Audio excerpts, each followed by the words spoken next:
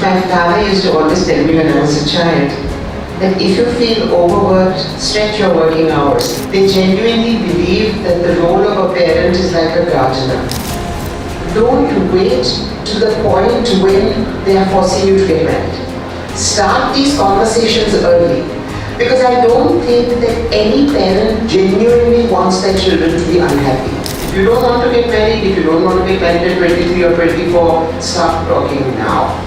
I'm an accountant, I'm a doctor, I'm a lawyer, I'm not a human being.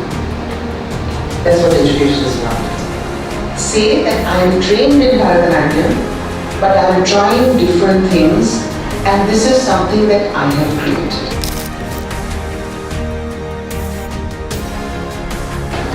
There is a high security prison in which there is one person. That person is within bars. To guard that person, there is one police person outside. The police person is not visibly within bars, but the police person has to watch the person within bars. So he or she can't actually go away. So then, is only the person behind bars imprisoned, or is the other person imprisoned as much without a physical presence?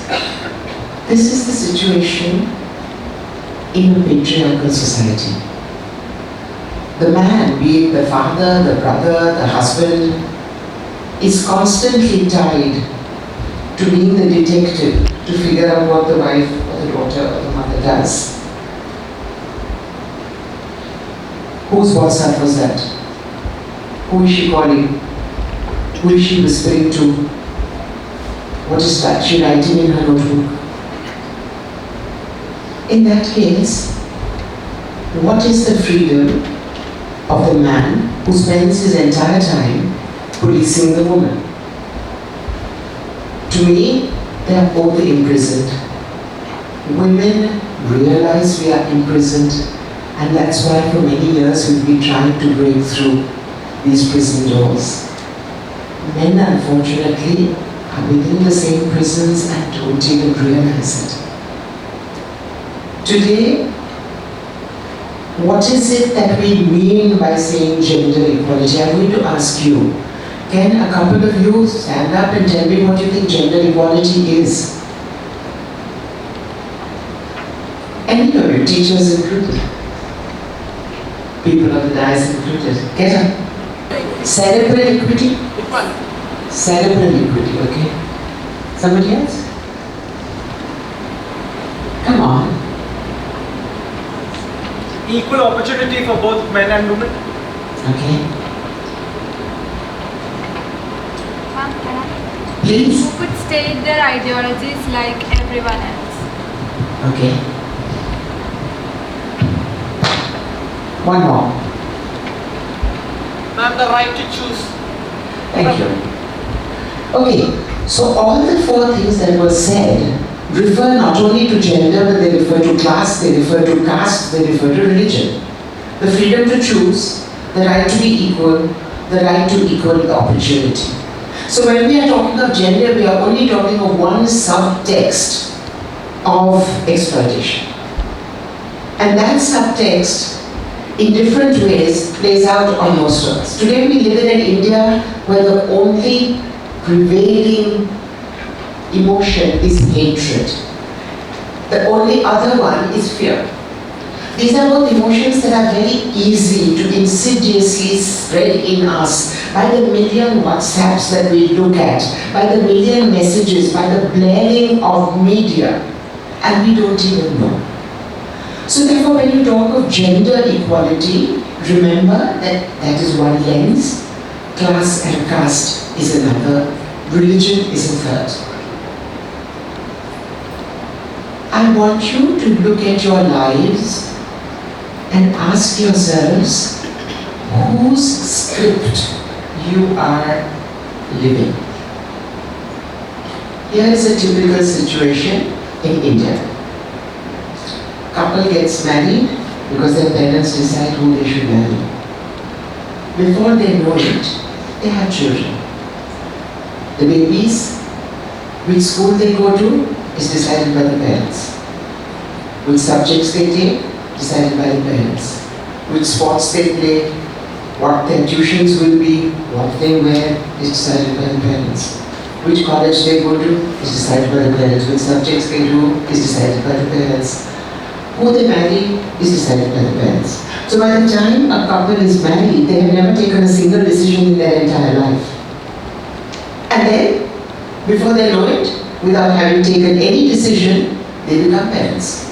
So the cycle continues. The assembly line of stupidity, false misconceptions, not knowing how to take independent decisions, never having asked yourself what you think is right or wrong, never having asked yourself who is the you inside you.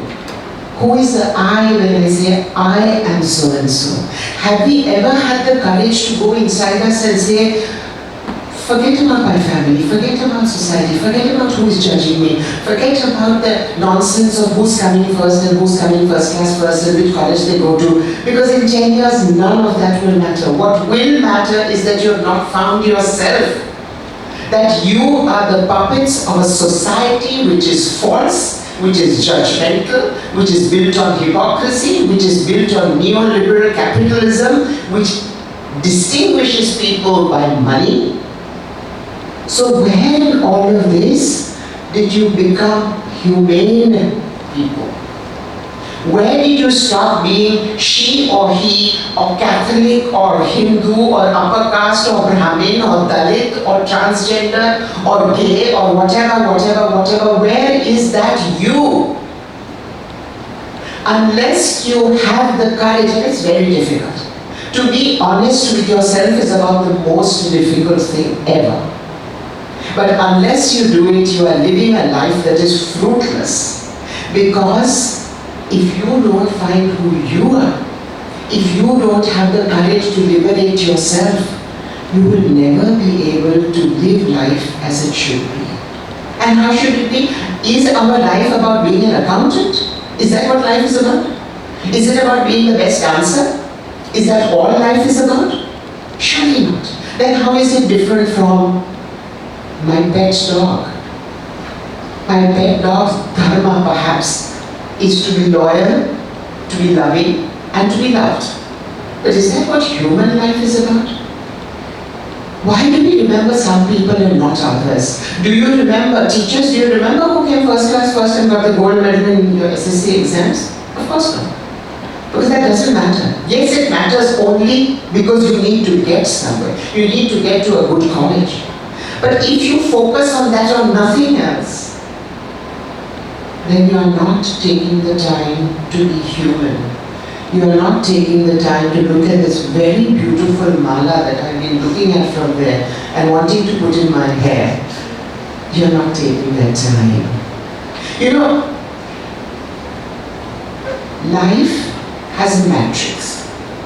What is the matrix for any of us? What are the points of the matrix? There is the self, there is the family, there is health, there is career, and there is perhaps acquisition. When you are 15 or 16, what you are focused on, what is the most important thing? A, family, because you are being dominated by what your mother and father want, or what your uncle wants, or what your grandfather wants. And yourself and the grades you get. By the time you are 20, your parents will probably be telling you, by the time you are 25, you need to be married and you need to have bought your first house. Okay. So your matrix changes.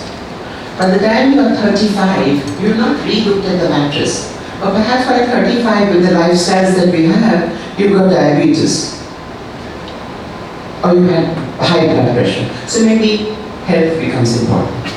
The problem with us is that we make this matrix when we are 18 or 20 or 25 and we never readjust it. So for instance, if my matrix says and my parents demand that I, by the age of 25 or 30, have a house, am married, have children, and have enough money to go on a vacation every year and to educate my children, I I still go on wanting the second car, the second house, the fifth car, the fifth house. And I don't readjust the matrix to say, I have only one bum, how many cars am I going to put in?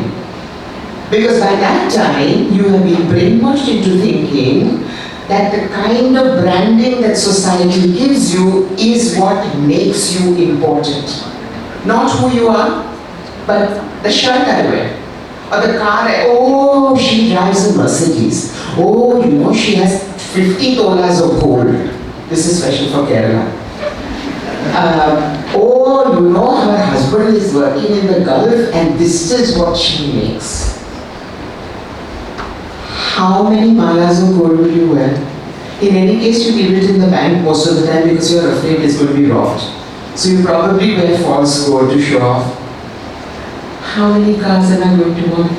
Let me tell you, as somebody who has lived a life very fully and on my own terms, there is nothing that is happier than waking up every morning and being able to look at yourself in the mirror and say two things.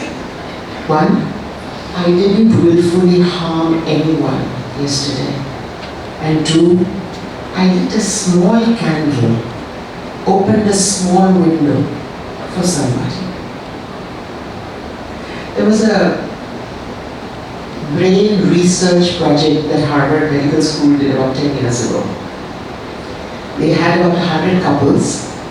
They wired their heads, their brains, and then they showed them rewards.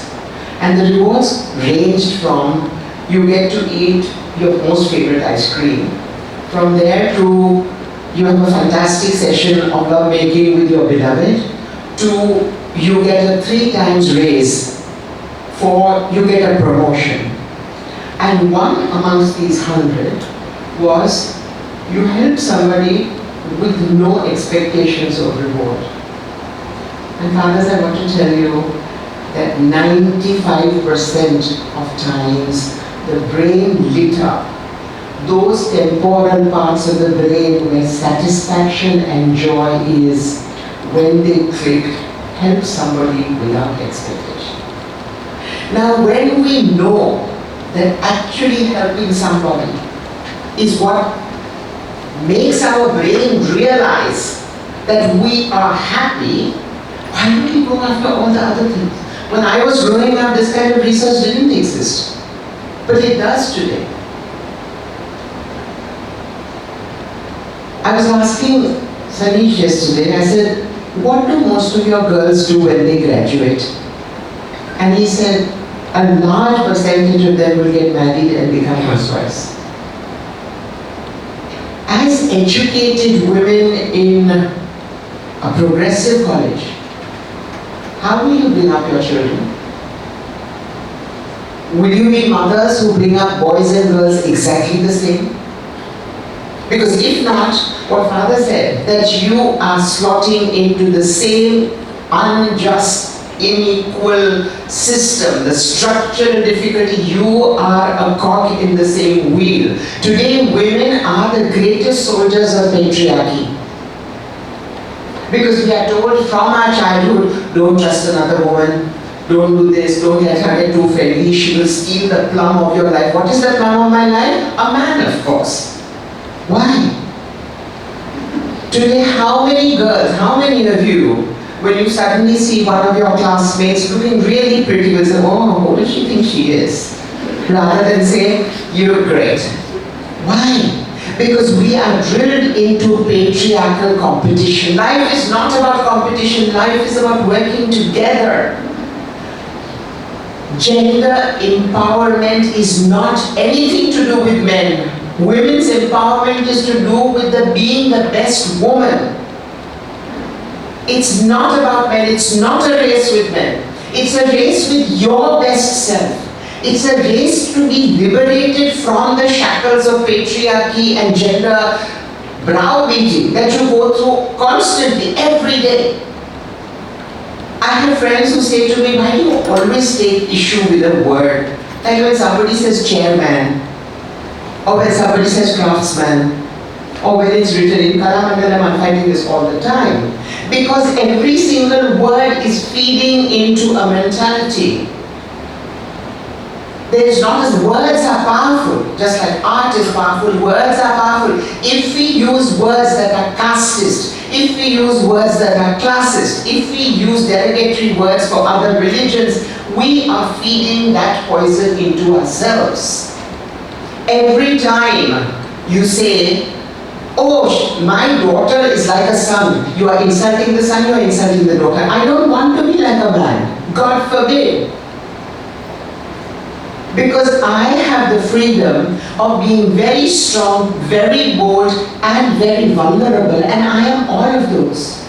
To me, vulnerability is not a weakness. To be able to cry, to be able to empathize, to be able to be kind, these are not weaknesses. It is patriarchal language that has made them weaknesses. These are our strengths. Think of the terrible burden that boys have but don't actually realize. The first thing that a mother will say anywhere in India to a 3-year-old boy who is crying is, be a man. मर्द ऐसे रोते नहीं हैं. Why do men get more heart attacks than women? Because they are not able to let their emotions go. This is a medical fact, it's not bullshit. Today, men look at other men on WhatsApp with 6-packs. If you don't have a 6-pack, if you don't have a certain look, you are useless. Today, men have great anxiety issues because they cannot live up to this ideal of manhood that is fed to them. Because if they want to be emotional and cry, they are considered sissies. Gay men are considered sissies. Gay women are considered butch. Why? Because we have internalized the lies of society. None of us are able to be just ourselves. We are not only genders. We are a million other things. My identification is not just that I'm a woman. When you look at a person, you will first see, because of patriarchy, you will first see if men or women, dark or fair, good looking or not good looking. Do you ever see first what kind of a human being that is? Do you ever say, let me be open and take in not what the visual cues are giving me, but let me understand what the worth of that person is?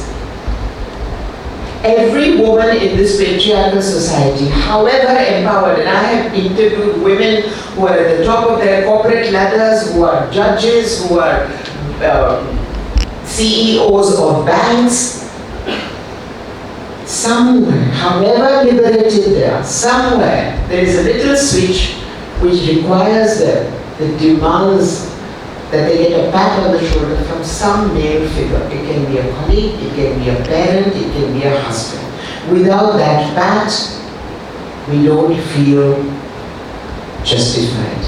We don't feel successful. And unless both men and women switch off that external switch, unless we become our own judges to judge what our real failures are, our real successes are, not what society gives. Unless we do that, we can never be human beings. We can never be humane beings. What is life about? Is life about how much I have in the bank?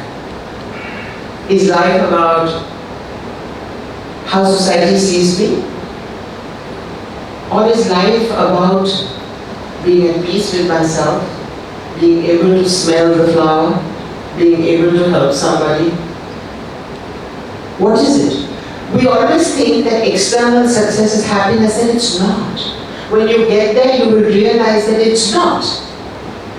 And how much one gives up of the true sense of self to do those external markings. Why is it that the suicide rate amongst young people in India has gone up 25%?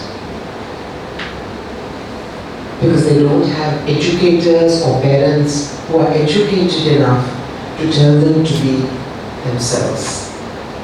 Nobody wants you to be yourself. They want you to be If it's a frustrated parent, they want you to be what they have not been able to achieve. I couldn't be a doctor, therefore you have to go into medical.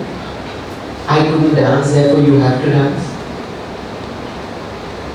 But who actually wants you to be yourself is scary. It's scary. Father talked about socializing and domesticating. But those values, the values of rights and duties, the values of right and wrong, need to be internalized, questioned, asked, analyzed, and then you make your own compass. And of course that compass has to be within a societal framework if I want to live in society. But that compass cannot be taken unquestioningly and put like a garland on your life by which you live life.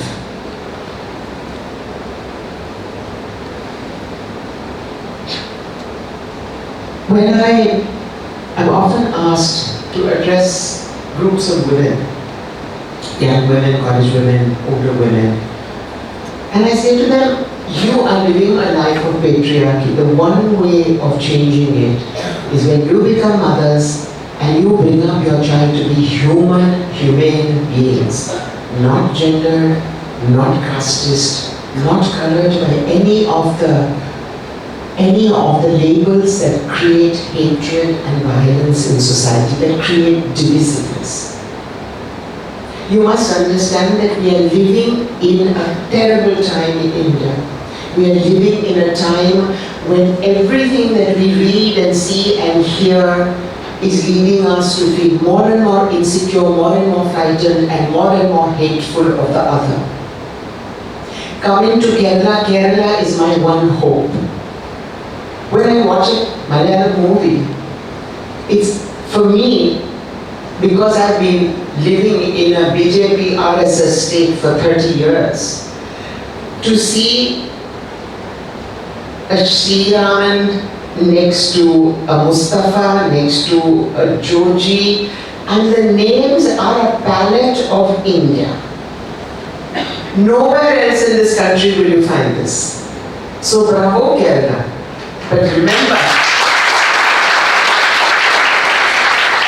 remember that the forces of divisiveness are pouring millions of lakhs of crores into your state, into our state, to divide us, to make us feel insecure and to hate the other. There isn't another. The other is within me. I have two me's. I have a light me and a dark me. I have a kind me and I have a hateful me. Each of us has the other.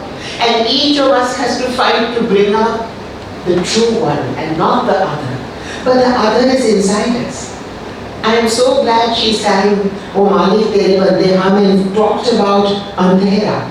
But that Malik is inside you. It is your conscience.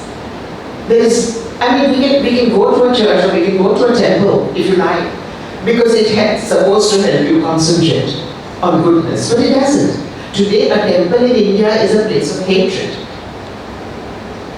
Today when the Ram Mandir is being made, there are Muslim homes in Mira Road in Bombay that are being raised. There are Muslims who are being hit on the head.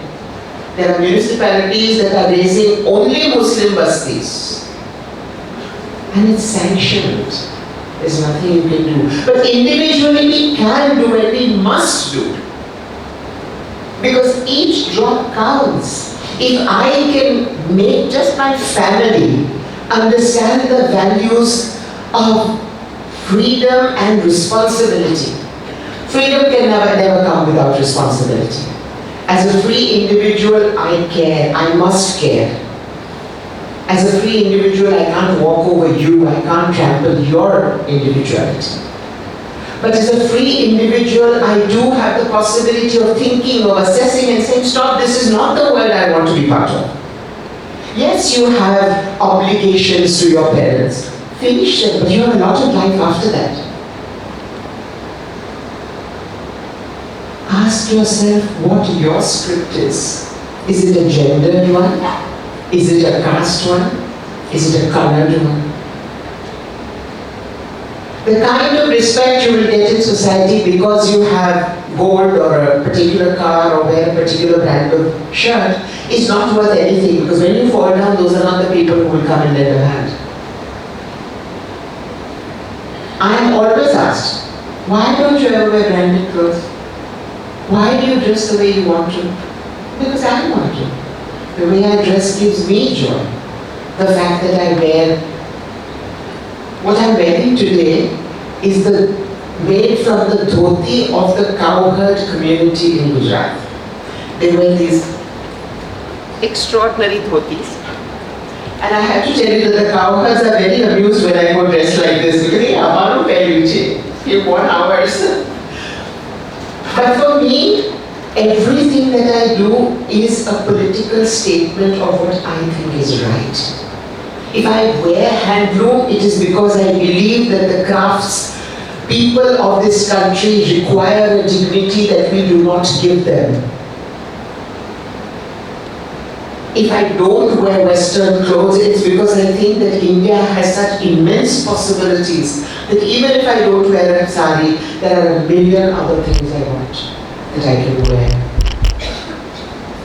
If I go and work with craftspeople to design different garments, it's because I think that the kind of multiplicity and the kind of plurality we have in the pockets of India is something to celebrate, not to crush into a majoritarian view. Gender is just one of these many silos. If you are truly free inside of you, you will be free of a casteist bias, you will be free of a gender bias, and you will be free of a religious bias. Because those are intersectional freedoms. And the freedom is of your mind. That is the true freedom for all of us. And it requires a lot of courage to dig deep in you and to find that. And you will find yourself at odds with a lot of people. I'm not saying take a cudgel and go and fight with them. We can always find ways of getting our way without upsetting the people we love. We can always find that. I have in Darpana women who have always been duty bound. First they were dutiful to their husbands and in-laws, then they had to be dutiful as mothers, and they were told, you are such a good, devoted, dutiful woman. And at 40 or 45, kids have gone, and with Darpana's encouragement, they come to us, men as well, and say, we've always wanted to learn dancing, but we never had the opportunity. Can we learn now? And I say to them, you are learning for your own flowering. Of course you can learn now, you can learn at any time. Last year we had a 65-year-old woman doing her Arangetram. Last year again we had a woman doing her Arangetram at her son's wedding and doing as a padam the lullaby that she used to sing to her son when he was a baby. Flowering can happen at any time. And it is in that flowering as humane beings, as human beings who lend a hand to other people, who can just bring one smile, one fragrance. Really, that's the joy of life. Not the awards, not the accolades, not the riches, not the gold medals. And if I can just cut the period of your discovering of that from a time when it might be too late to now, then I will have told you something of value. Thank you. So my question is, Ma'am, you have been present in several art forms including arts, dance, writing and cinema. So among these, which is your favorite? And I would like to know, according to you, which communicates more to this audience or society? Please sit down. Thank you. I dislike questions of which is my favorite, because I am not an unchanging person. Today red might be my favorite, Tomorrow it might be black. Day after tomorrow it might be white. So when you say, do I like cinema better than theatre, better than writing, better than dance, my answer to you is, which string of a guitar do I like more? They are all strings together and they make music.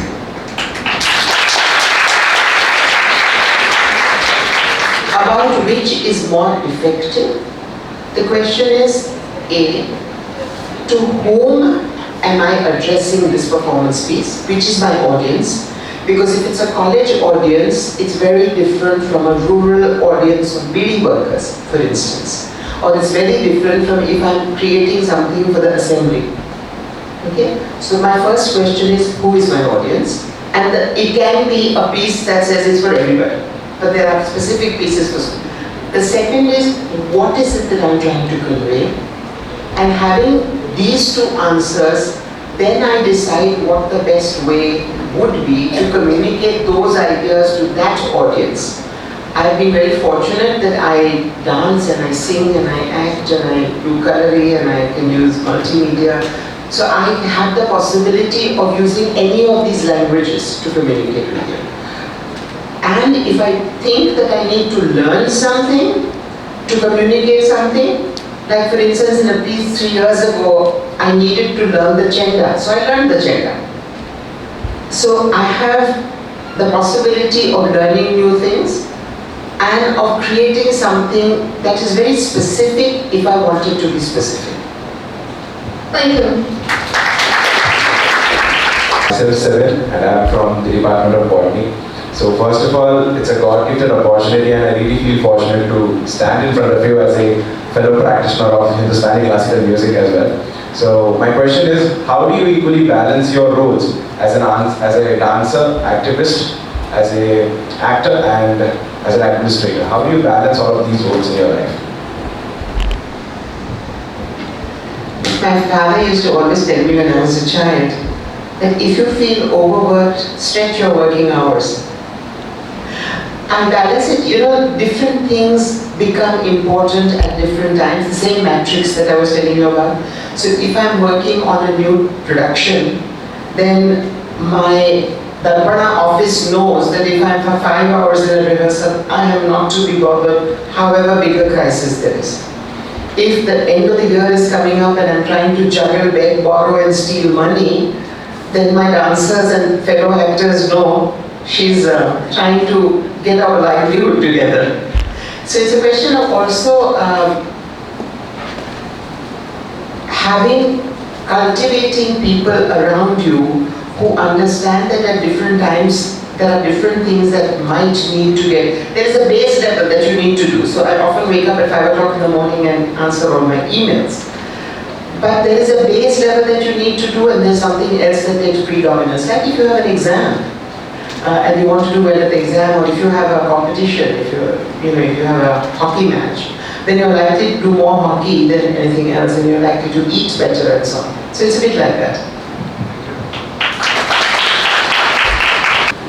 Good morning, ma'am. Myself, Gauri, and I'm from the English department. And firstly, it's my immense pleasure to meet you. So my question is, being the daughter of two geniuses, have you ever experienced a pressure of expectations? And if yes, how do you cope up with it? I think the pressure comes from unfulfilled parents. Both my parents were extremely fulfilled in what they did. They genuinely believed that the role of a parent is like a gardener. To see that the soil is correct, to see that there is sunshine, and to see that the correct amount of water is given. That means teach them values, teach them individuality, teach them how to take their own decisions. And then trust in your own teaching in the first 3 or 5 years of their life. Trust that they will take the right decisions. So no, I did not have any pressure whatsoever. So I can't tell you about that. Nor did I ever put any pressure on my children. I hunked them across the world with me when I went on tours. But there was no pressure. myself, Crispin Matthew from Maths Department. It was a wonderful lecture. I'm asking regarding the lecture. Sorry to bother others. We were, the presidential address, Father put out a question, which what is the problem of the current educational system? And as I was hearing your lecture, I was going through the answer of that. But I have a little concern about that. We are always telling about the patriarchal society, and we have to be thinking outside it. Don't the society in itself has a role to mold us? So the society which we live in mold us to be what we are. There is a small role. So the so-called metrics you told about, there is a small role which has to be played.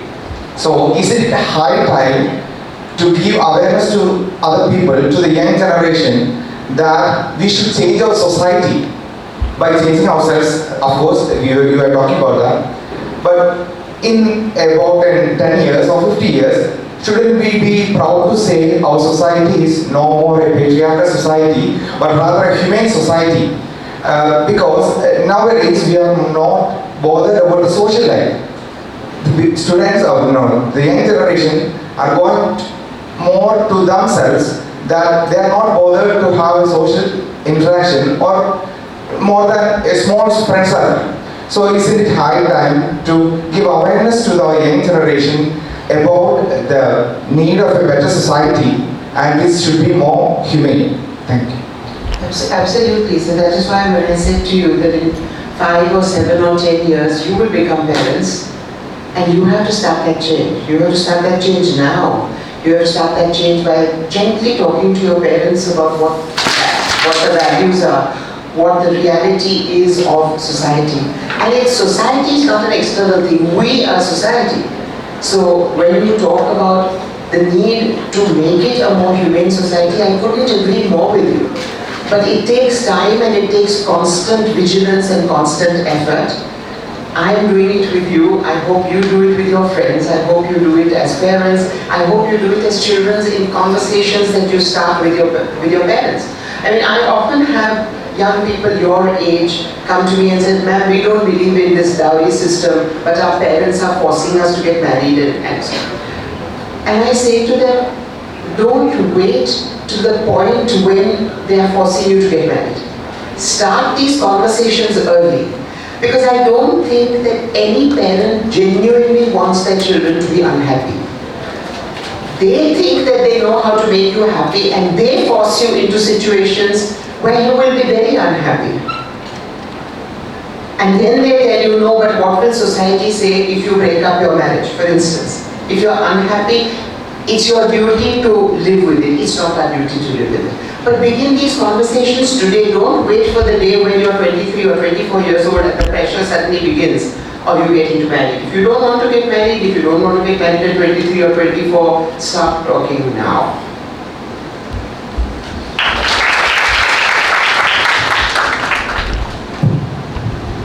Good morning, ma'am. I'm Elsa Tardani from Zoology Department. There seems to be a confusion about it. There seems to be a confusion among parents that education is all about employability. In such a context, ma'am, how do we validate one's passion about art or an art subject?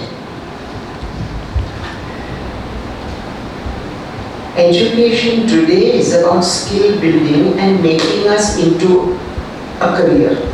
I am an accountant, I am a doctor, I am a lawyer, I am not a human being. That's what education is about. If your parents are forcing you to go into zoology, and if you have a passion for music, start by balancing off. Pursue the passion, pursue it gently, and slowly shift the balance over the next 15 years.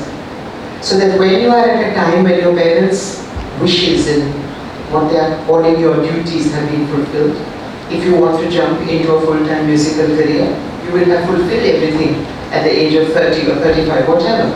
But keep that goal in mind. Never let that goal go. And let it slowly shift into that. I know a lot of people who have done this, who are doing it, who have fulfilled their parents' blackmails about duty and have now shifted because they have a house, they have kids, they have the money for education, and now they have shifted to something completely different, but that which they have kept as a passion all through the period of growing up and fulfilling these duties. So keep the passion. Good morning. Myself Sandra from Zoology Department. Ma'am, is there any book or a work that was a catalyst or inspired to be you? I think I was very fortunate that my parents, he insists on being exactly between you and me. Thank you. My parents, unlike most parents, who tell children not to interfere in adult conversations. We had a house where one day there would be a famous scientist, one day there would be a painter, one day there would be some Gandhian figure, and so on. And so this house was constantly having very interesting people. And my parents encouraged us to have conversations with them. So they would never say, oh, you're only 5 years old, don't be stupid. If we had a question, we would ask. And I think that was a very good grounding. The other grounding was falling flat on my face. Every time I fell flat on my face, I tried to analyze why I had fallen flat on my face and what I wanted to do differently. I think the saying about the hard knocks of life making you a better person, I hope it makes us a better person. Sometimes the hard knocks makes us into a very hard person. But I think our own life is something to learn from. I read a lot, I listen a lot, I think a lot. And I'm constantly trying to see how I can be a better human being every day. So it's a lifelong process.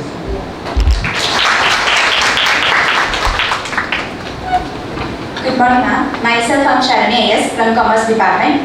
Now, my question is, has the river Sabarmati influenced your childhood or life? If so, how?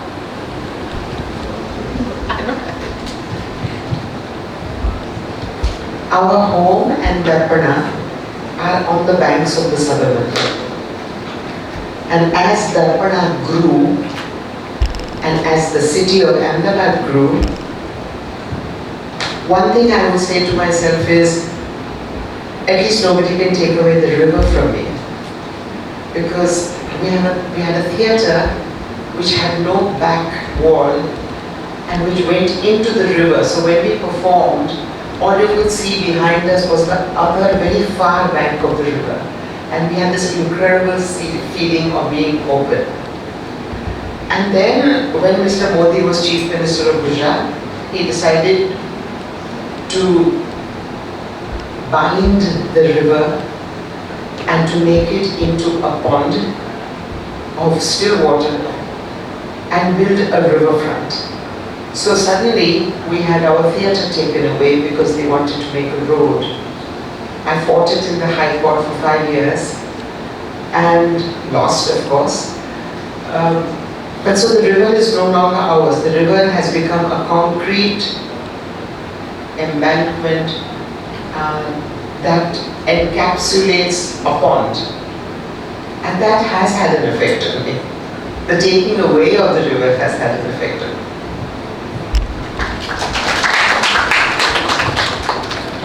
Good morning, ma'am. My name is Gibson Johnson from the Department of Commerce and Financing. My question is, given your family's role in shaping modern India and your involvement in various initiatives, what vision do you think the current generation should have for the future of India? You know, Gandhiji said something that profoundly moves me every day. He said, I will keep all the windows of my house open for any influences to come in, because I know that my feet are planted very, very strongly within my many cultures. The world is shrinking and the walls are going up. There are right-wing governments coming everywhere. And yet the only way to actually live as a race is to be aware that we depend on each other, that we depend on the earth, that by destroying nature we are just bringing our own annihilation closer, and that we are very tiny, tiny, tiny atoms in a larger universe.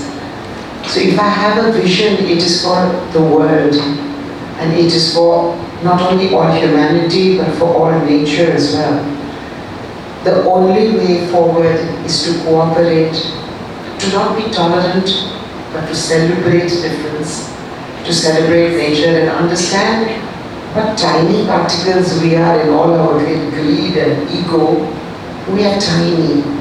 And you know that scientific phenomenon of a butterfly fluttering her wings, and that can lead to a tsunami.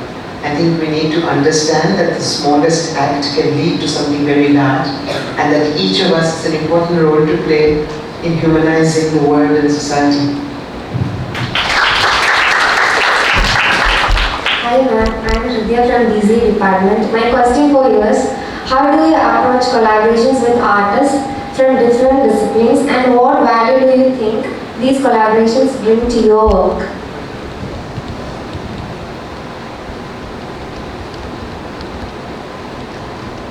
One day I like to eat egg roast and Kerala paratha. The next day I might want to eat Tamil sambar salad. The third day I might want to eat a pasta alfredo. And sometime I might want to try a pasta sauce with my egg paratha. I think working with different genres is a bit like that. You know what your genre is, but you have to feel secure and want to collaborate, not to put A next to B, but to make something out of the synergy of A and B and C, so that something completely new is being collaborated, something completely new is being created. Not the sum of the parts, but something synergistically different. And it can be very, very, very exciting to do that exploration. But like in most other things, you need to be very secure with your own art to be able to do it. If I think that by taking a raga and playing it on the trumpet, I've been insulted, then collaboration is not very possible. You know, we are very, our egos are very fragile. And I think unless one puts the ego aside in a quest for something different, for adventure, one can't be collaborative. Greetings ma'am, myself Jaya Shermin, a sprouting writer. So my question is, as a literature aspirant and person who voices for the righteousness through words, I would like to ask you about your career as a writer and columnist, especially in this value and ideology deteriorating society of othering. How did you foresee yourself as a woman writer who spoke without patriarchal interventions? My writing is as much a language as my dance is, as my theatre is, as everything else. I see myself as a communicator of ideas. And if by writing I can reach more people, or if by doing an interview or a podcast I can reach more people, the integral me and the values that I have are what I talk about. And those values I hope are secular, are loving of the environment and the earth, respecting the earth and all other cultures. And I think that's what I write about, that's what I speak about, that's what I perform about, that's what I do, that's what I try and be every day. So the writing comes from the same passion as this conversation. So I'm not a creative writer, I don't write novels, I don't write stories, I do write scripts. But the scripts also come from wanting to communicate something, a particular idea. So that's where my writing comes from. नमस्ते जी, मैं ही department से हूँ। तो मेरी सवाल ये है कि आज का हमारा ये जो टॉपिक है gender equality and women empowerment, her college बोलता है कि वो जेंडर इक्वालिटी प्रोवाइड करता है, वो जेंडर इक्वल कॉलेज है, पर हम देख सकते हैं कि ज़्यादातर कॉलेजेस में ये जो जेंडर्स की बीच, वो भी बाइनरी जेंडर को ही रेफर करता है। सो इस जेंडर की बीच जो अदृश्य दीवार है, सो क्या ये आवश्यक है कि ये जो दीवार यहाँ आवश्यक है या नहीं, और बाकी की जो वैराइटीज ऑफ जेंडर है इसके बारे में कहीं भी नहीं लिखता। तो आपके इस विषय में क्या कहना चाहेंगे आप? My daughter is gay and she's a gay rights activist. So I got a first-hand introduction to all the other genders, and she is an LGBTQAI activist. And I spoke about being in silos where I'm a woman or a man or a transgender or gay or so on and so forth. I think there are so many silos. हमें इतनी silos तोड़नी जरूरी है, और वो हम झंडा उठा के तो नहीं कर सकते। तो हम अपनी ही जिंदगी में कैसे वो silos को तोड़ें? हम कैसे देखें कि हम दूसरों को silos में नहीं घुसा रहे हैं? क्योंकि मैंने देखा है ट्रांसजेंडर्स में, गेज में, कि उनके भी साइलोस होते हैं, वो भी लोगों को साइलोस में देखते हैं। तो हम कैसे वो खुद उसी खड्डे में न गिर जाए, वो देखना जरूरी है। और जेंडर की जो बात है, the professors themselves who are teaching gender empowerment, how much have they asked themselves that how much they are trapped in the same gender binaries? वो खुद अगर न पूछे अपने आप को कि वो कितनी patriarchal language use करते हैं, do they mean she when they say he? Are they changing their language? Are you saying craftsman? वो भी वहीं से आए, उसी सोसाइटी से आए, वो भी फंसे हुए हैं। That's why I'm saying each of us has to unlearn every day. Just because I'm a teacher or a professor doesn't mean that I'm okay because I come from the same society. मैं एक परिवार से आ रही हूँ जहाँ मुझे ये सवाल पूछने का बहुत, मैं बच्ची थी तब सिखाया, इसलिए मैं आज खड़ी होकर बोल सकती हूँ। तो मेरे परिवार में वो डिविजन्स थे ही नहीं। मेरे परिवार में हर तरह के लोग की शादी हुई थी, हर लैंग्वेज की। I take great pride in saying that I am a mixed breed. I am very happy that I am a mixed breed. I am quarter Malayali, quarter Tamil, quarter Gujarati, quarter Kathiawadi.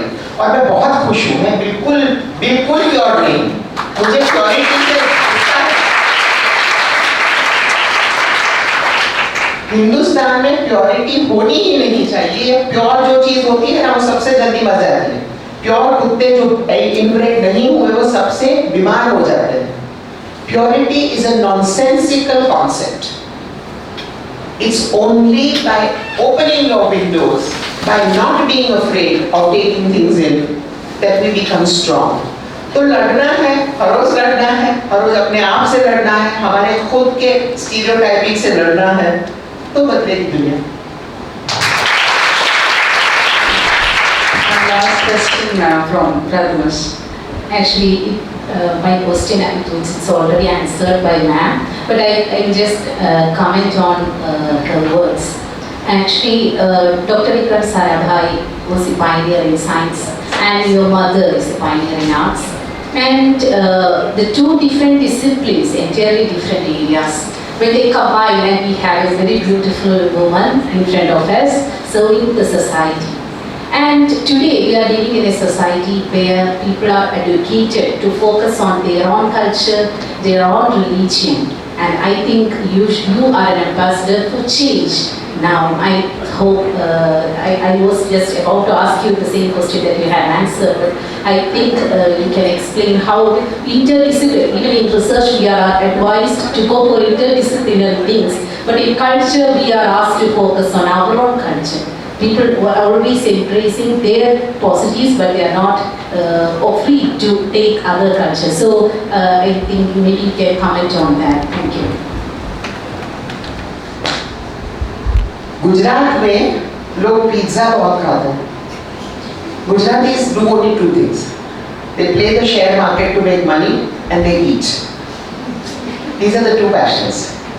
Now in Gujarat, we have a pizza called the Jain pizza. The Jain pizza is without tomatoes, without onions, without garlic.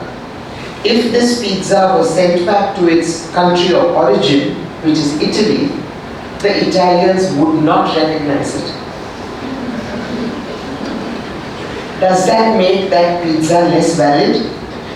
Or does it make the fact that the Italian pizza is different more valid? No, I think there's validity in both.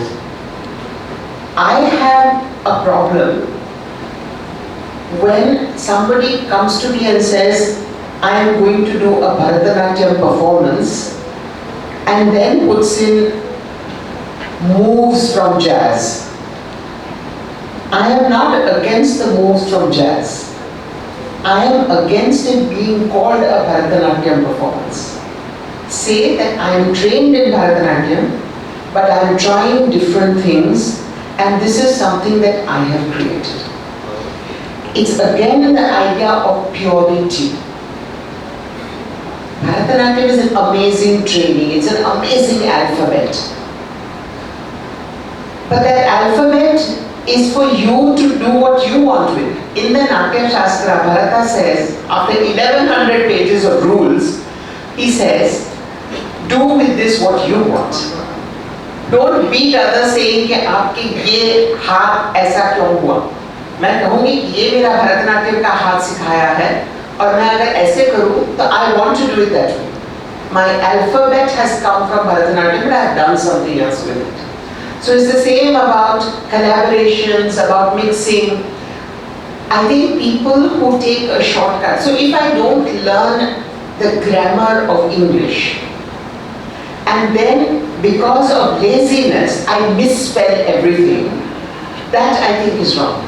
You need to have learnt the grammar before you consciously take the decision to break the grammar. And then you have to be able to explain why you are breaking the grammar. If I go to Arundhati Roy and ask her why in The God of Small Things, she has put 3 words together without a space, she will have an explanation. She has not done it because she doesn't know English grammar. She has done it consciously.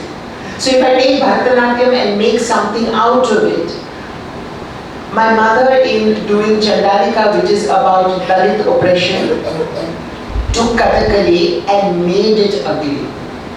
Because she wanted to reflect the ugliness of this kind of exploitation. So you could see that it was Kathakali, but it was, I mean, some people might have said, oh, she doesn't know what Kathakali is. No, she took something beautiful and made it ugly to get a point across. So I think that's the big difference between what you are asking about and what very often happens. I hope that was an answer. Yeah, principal wants to ask a question. He's going to say, please shut up and get out of the college. Something related to gender equality. As a female, you may have faced some restrictions in your family or from the society and from different walks of your life. And to the students of Nirmala College, probably they may also facing certain issues related to gender or may face later in their life. What kind of advice you would like to give to them? I didn't face it in my family at all. And nor did I go to a school where I faced it. My first encounter with people expecting different genders was when I went to St. Xavier's College. And I was playing badminton. I was playing badminton for my college and used to wear very short shorts and playing badminton. And the head of the economics department once said to me, how can you get a first class if you wear clothes like that? To which my response was, do you examine my legs or my paper?